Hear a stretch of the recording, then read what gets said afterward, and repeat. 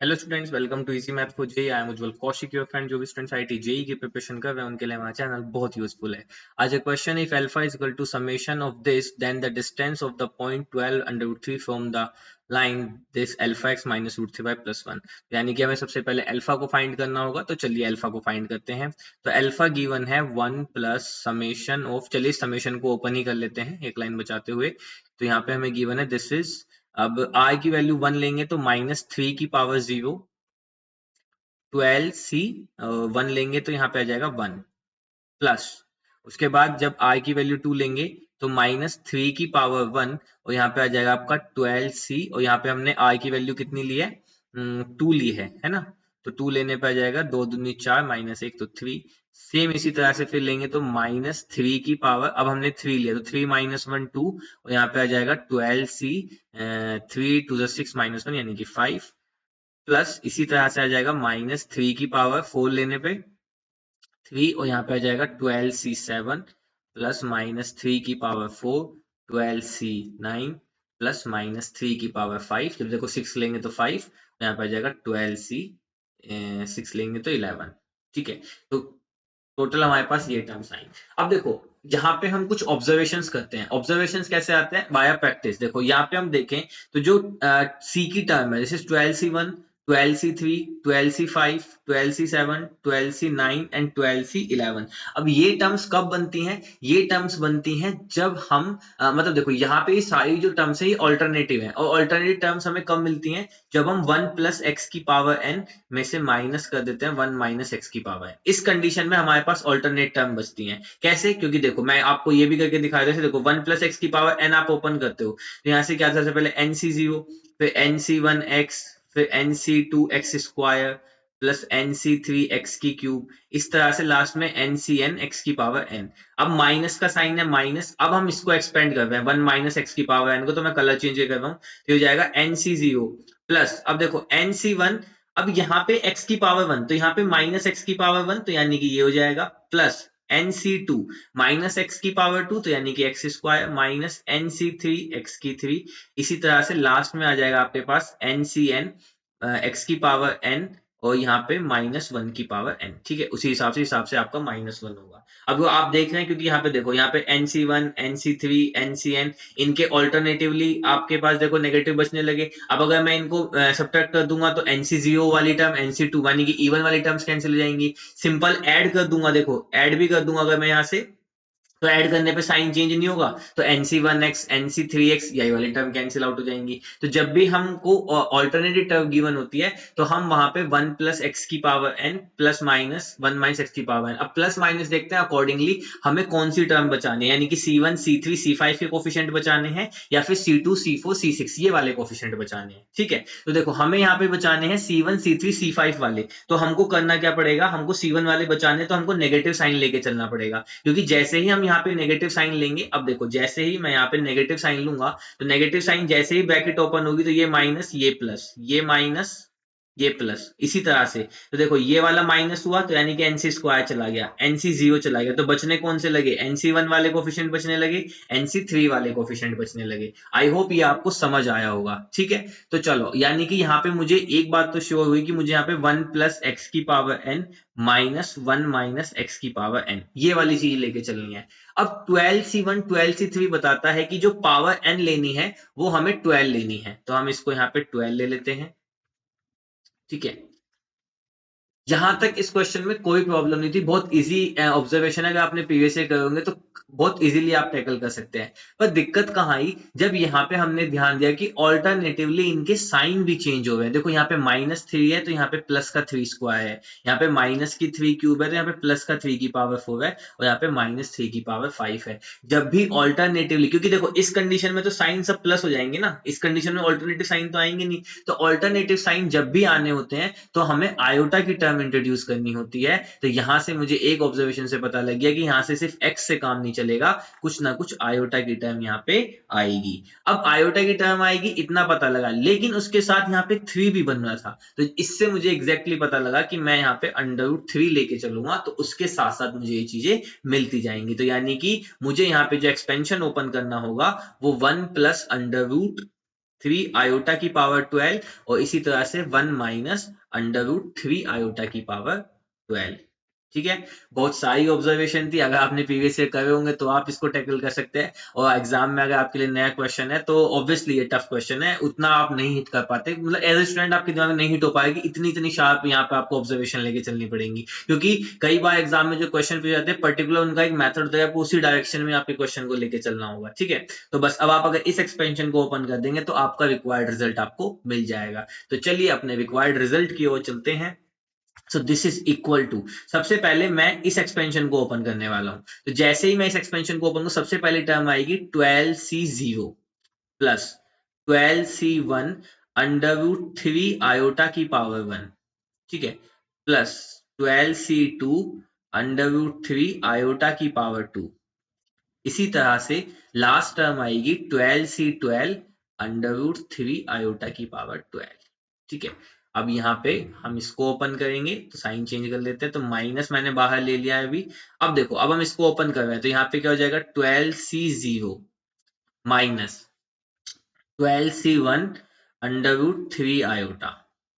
ठीक है, क्योंकि यहाँ पे अभी पावर 1 है तो ठीक है, फिर यहाँ पे करेंगे तो, या फिर आप सिंपल कीजिए, अभी आप यहाँ पे प्लस करके यहाँ पे माइनस ले लीजिए, ठीक है, आपको कंफ्यूजन ही नहीं आएगा। फिर यहाँ पे आ जाएगा 12c2 minus under root 3 iota की पावर 2। इसी तरह से लास्ट में आ जाएगा 12c12 minus under root 3 iota की पावर 12। ठीक है, अब देखो हमको बचाने थे C1 वाले, इसलिए हमको पता है जैसे ही मैं अंदर लेके जाऊंगा, नेगेटिव में लेके जाऊंगा माइनस में, तो ये वाली टर्म तो कैंसिल हो जाएंगी। ठीक है, C2 वाली और C12 वाली, मेरे पास बचेगा क्या, बचेगा सिर्फ और सिर्फ 12c1 अंडर रूट 3 आयोटा 1।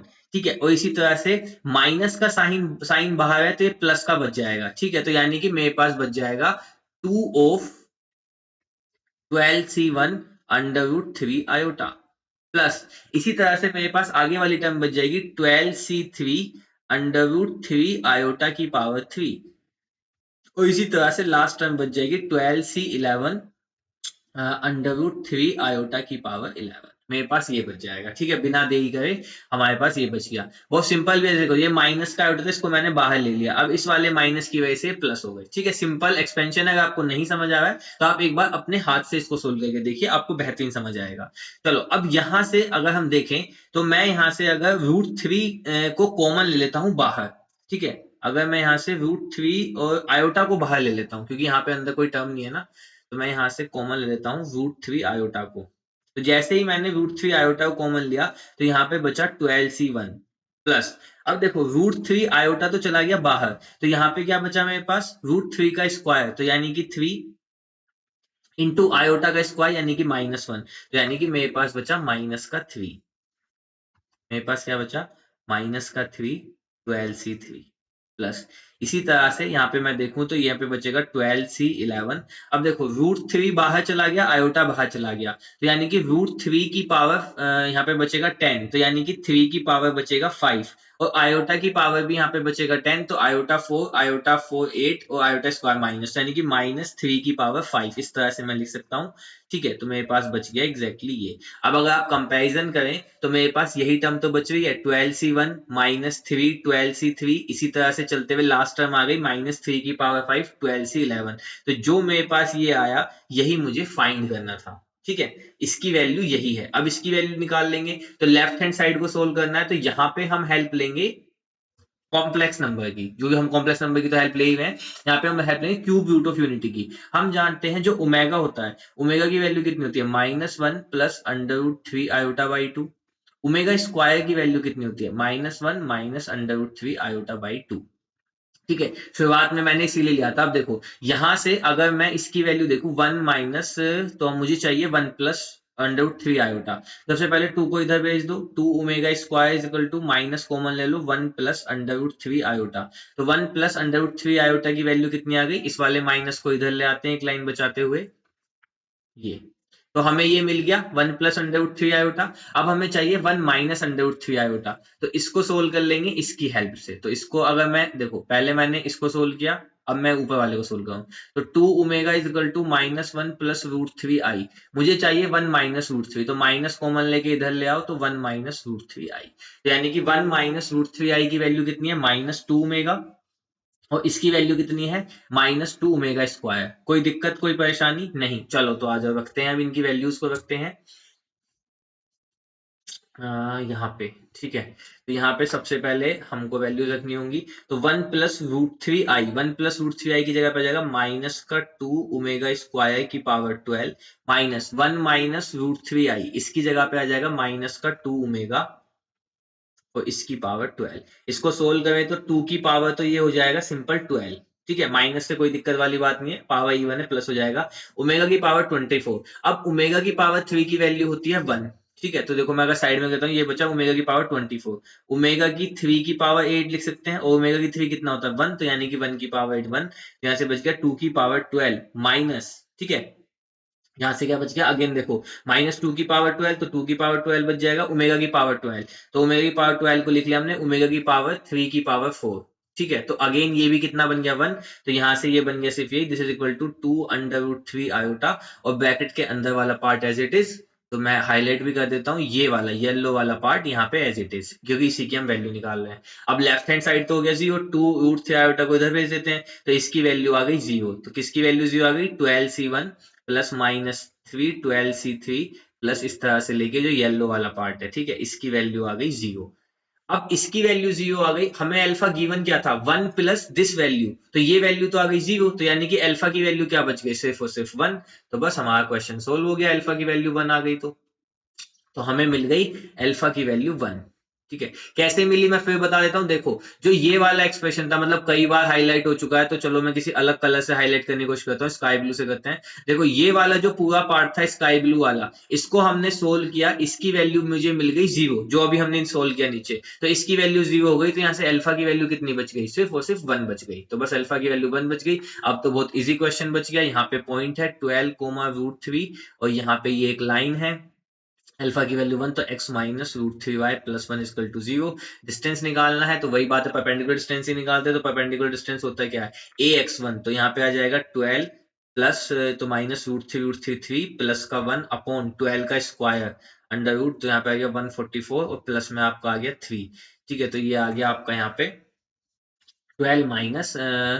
ठीक है, अगर आपको, ये तो बहुत सिंपल फॉर्मूला है यहाँ पे परपेंडिकुलर डिस्टेंस निकालने का, तो उसकी हेल्प से हमने निकाला है। तो ये आ गया आपका अंडर रूट, अच्छा सॉरी सॉरी सॉरी, यहाँ पे ये मैंने पॉइंट गलत रख दिए, ये आएगा, पॉइंट तो ये आएंगे ना, ax1, ये होता है ना ax plus b y plus c is equal to 0, under root of a square plus b square, तो 1 का स्क्वायर 1 प्लस √3 का स्क्वायर 3, यहाँ से आ गया 12, और एक 13 में से 3 गए, यानी कि 10 बटे और 4 यानी कि 2, यानी कि ये आंसर आ गया 5। तो 5 is our right answer. I hope you are able to understand the video. If you have still doubt, you can ask to me into the comment box. Thank you very much. Please subscribe the channel. Be happy.